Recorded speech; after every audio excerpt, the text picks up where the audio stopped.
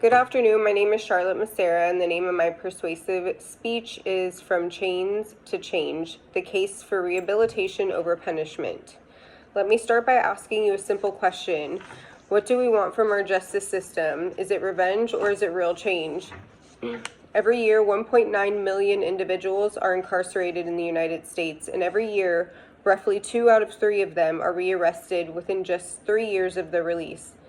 This staggering figure encompasses federal prisons, state prisons, local jails, and other detention facilities, making the United States the world leader in both total prison population and incarceration rates per capita. That's not justice, that's a revolving door. Today I want to convince you that the criminal justice system should prioritize rehabilitation over punishment, because punishment alone is failing. And real rehabilitation offers a path to healing, growth, and public safety, with the goal of breaking cycles and generational curses for the generations to follow. For decades, our system has relied on punishment as a default response to crime, especially for marginalized and underserved communities. Do the crime, do the time. Sounds fair in theory, right? But here's the truth. Suffering doesn't change people, support does. Imagine someone stealing food to feed their kids, or someone spirals into crime after battling addiction or untreated mental illness. Locking them up may be short-term control, but it does nothing to address the root cause of their actions. And when they come home, they're often worse off, employable, traumatized, and disconnected.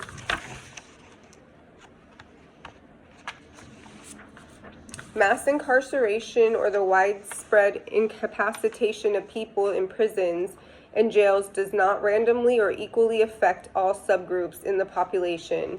Rather, mass incarceration is characterized by its systemic targeting of segments of the population. Like other forms of criminal justice contact, incarceration is disproportionately concentrated among men, African Americans, and those low levels of formal schooling. No other group suffers the overwhelming likelihood of imprisonment experienced by young black males in the United States who do not complete high school.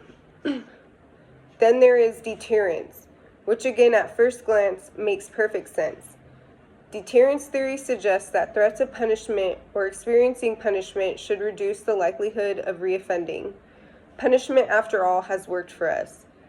Punishment plays a central role in socialization, learning to be civil, social beings.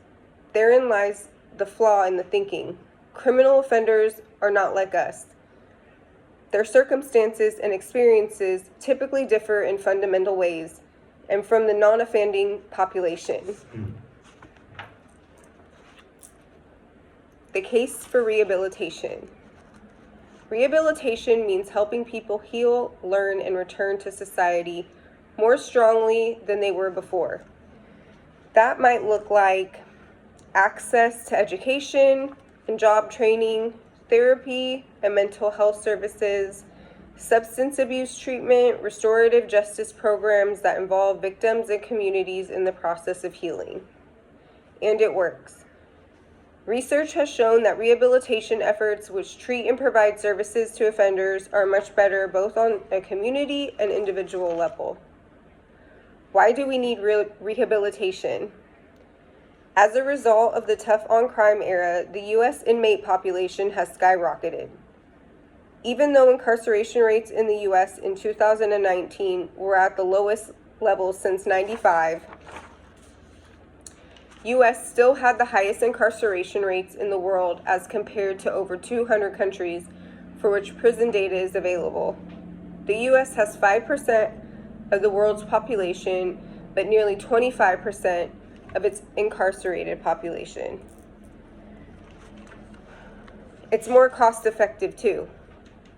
Some people argue rehabilitation is too expensive. However, spending on jails and prisons reached $87 billion in 2015 and increased 1,000% from the $7.4 billion spent in 1975. This $87 billion budget is just housing offenders, nothing more.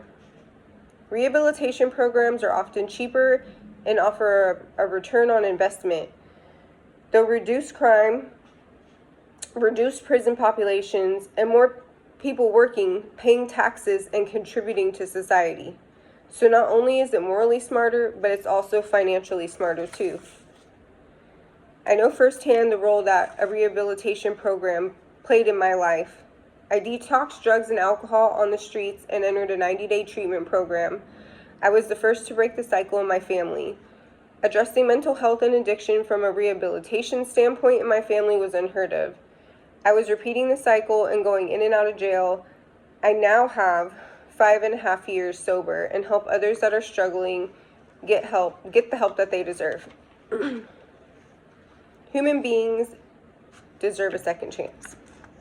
Here's the part people often forget. People in prison are still people. They are mothers, fathers, sons, daughters, many of whom grew up in poverty, survived abuse, or never had access to resources we take for granted. I can absolutely relate to never having the opportunity to have access to resources to prevent my addiction or mental health. I'm so grateful for the second chance in life. Everyone deserves a second chance, no matter how they get it, no matter how they get where they are today. If there is a need to start over and try again, people deserve an opportunity to give it a shot, especially if their intentions are to remedy past wrongs wherever possible and begin in a fresh, positive direction. Though theoretically, most would agree the second chances are an important part of growing and learning, when it comes to drug addiction and crime, stigma very often limits the opportunities of those who are ready to start over in recovery, especially if they have a felony history due to the choices made under the influence. We must stop acting like their worst mistake defines who they are forever. Rehabilitation says you are more than what you did. You are capable of growth. Punishment says you are broken and you should stay that way, which message creates safer communities. The impact is personal. I've worked with people who've come home from prison and turned their lives around thanks to programs and individuals that believed in them before they believed in themselves. I've seen men and women who were once written off as criminals become mentors, small business owners, counselors, and community leaders, including myself. That transformation doesn't come from sitting in a cell. It comes from restoration, opportunity, and hope. We can do better. Our current system isn't just outdated, it's dangerous. It keeps people cycling in and out of prison, damaging families, draining resources, and failing to make us safer. It's time to stop asking, how do we punish them, and start asking, how do we prevent this from happening again? The answer is rehabilitation.